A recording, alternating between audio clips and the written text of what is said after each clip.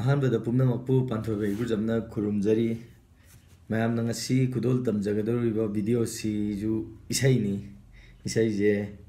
ꯑꯦꯟꯖꯦꯂꯤꯀꯥ ꯀꯣꯟꯁꯝꯅ ꯈꯟꯕꯤꯔꯛꯄꯅꯤ ꯏꯁꯩꯅ ꯍꯣ ꯅꯣꯡꯗꯝꯕ ꯑꯥꯔꯕꯤꯟꯒꯤ ꯃꯃꯥꯡꯗꯁꯨ ꯑꯗꯨꯒ ꯑꯇꯣꯞꯄ ꯚ꯭ꯌꯨꯋꯔꯁꯤꯡꯅ ꯑꯥꯔꯕꯤꯟꯒꯤ ꯏꯁꯩ ꯁꯛꯄꯤꯔꯣꯅ ꯍꯟꯖꯟ ꯍꯟꯖꯟ ꯍꯥꯏꯔꯛꯑꯦ ꯑꯗꯣ ꯑꯇꯣꯞꯄꯁꯤꯡꯒꯤ ꯏꯁꯩ ꯍꯥꯟꯅ ꯈꯜꯂꯛꯄ ꯂꯩꯕꯅꯤ나 ꯁꯛꯄꯁꯦ ꯍꯦꯛꯇ ꯐꯔꯛ ꯇꯥꯕ ꯑꯗꯨꯅ ꯁꯛꯄ ꯉꯝꯖꯗ꯭रे ꯋꯥꯔꯧꯕꯤꯅꯨ ꯍꯧꯖꯤꯛ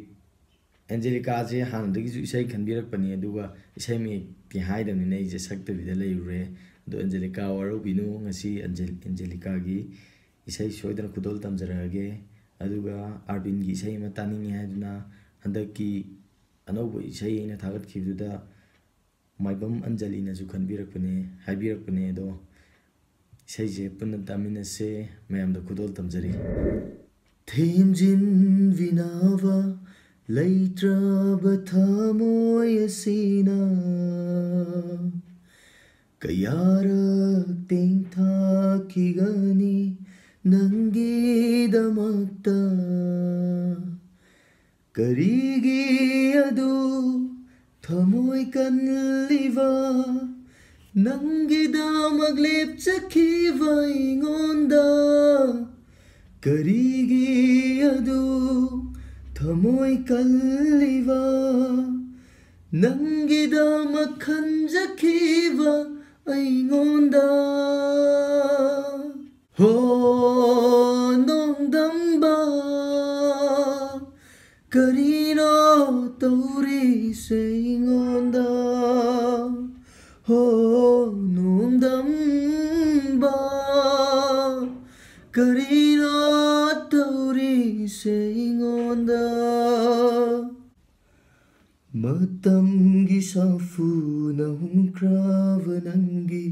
ꯊꯃꯣꯏꯕꯨ ꯀꯅꯥꯗ ꯇꯥꯏꯅꯔꯨꯒꯅꯤ ꯋꯥꯀꯠꯐꯝ ꯂꯩꯇ꯭ꯔꯕꯗ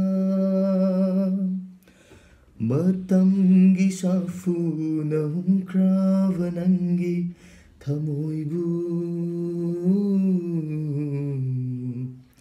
ꯀꯅꯥꯗ ꯇꯥꯏꯅꯔꯨꯒꯅꯤ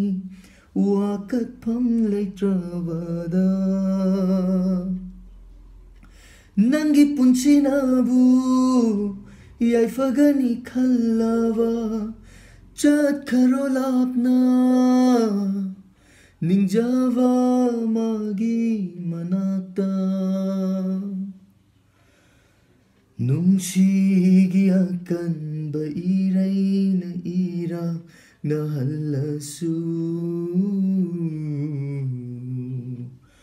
ꯈꯥꯡꯂꯒꯦ ꯁꯥꯡꯂꯕ ꯄꯨꯟꯁꯤꯁꯦ ꯅꯪꯒꯤꯅꯤ ꯈꯟꯅ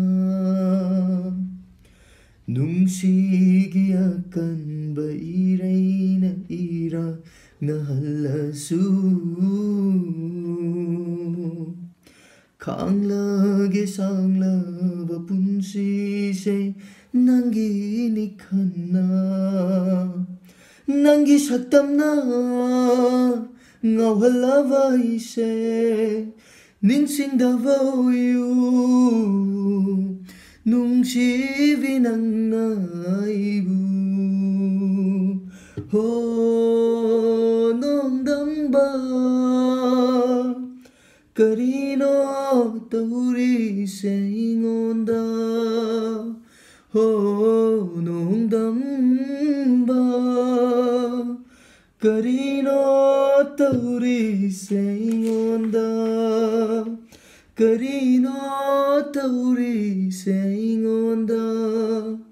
ꯀꯔꯤꯅꯣ ꯇꯧꯔꯤꯁꯦ ꯑꯩꯉꯣꯟꯗ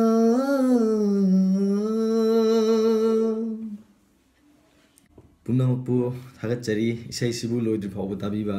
ꯑꯗꯨꯒ ꯏꯁꯩꯁꯦ ꯃꯔꯛꯇ ꯁꯣꯏꯈꯤꯕ ꯂꯥꯟꯈꯤꯕ ꯁꯨꯔ ꯆꯦꯟꯅꯕ ꯌꯥꯎꯔꯕꯁꯨ ꯃꯌꯥꯝꯅ ꯉꯥꯛꯄꯤꯌꯨ ꯏꯁꯩꯁꯦ ꯑꯥꯔꯕꯤꯟꯅ ꯁꯛꯑꯒꯗꯤ ꯌꯥꯝ ꯍꯦꯟꯅ ꯐꯖꯒꯗꯕꯅꯦ ꯑꯩꯅ ꯁꯛꯄꯁꯤꯗꯤ ꯀꯌꯥ ꯌꯧꯔꯝꯃꯔꯣꯏ ꯑꯗꯣ ꯃꯌꯥꯝꯅ ꯈꯟꯕꯤꯔꯛꯄꯗꯒꯤ ꯏꯁꯩꯁꯦ ꯈꯨꯗꯣꯜ ꯇꯝꯖꯕꯅꯤ ꯁꯣꯏꯈꯤꯕ ꯂꯥꯟꯈꯤꯕ ꯌꯥꯎꯔꯕꯁꯨ ꯄꯨꯝꯅꯃꯛꯅ ꯉꯥꯛꯄꯤꯌꯨ ꯑꯗꯨꯒ ꯃꯊꯪꯒꯤ ꯏꯁꯩ ꯈꯟꯕꯤꯔꯛꯄꯗꯗꯤ ꯌꯥꯔꯤꯈꯩ ꯄꯔꯁꯣꯅꯦꯜ ꯀꯃꯦꯟ ꯇꯧꯕꯤꯔꯛꯑꯣ personal personal message thabiro haib tare aigi Facebook account da bu orbasu natragana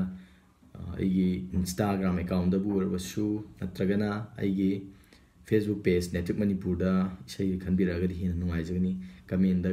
khanlakpa deidi amadu da message thabirakuduna hana sakjagani habje thamjage Pumnamakpu amukana thagatchari adugu isai janungai di like nambiyo subscribe tawbiyo amadi nakan gi bell button du da nambiyo bell button da namagadi mathangi video lakpada sasat khanga tak tak tak tak yengba yanaba ado ayambana aigi subscriber ayambana bell button je notification on thamdaba male aduna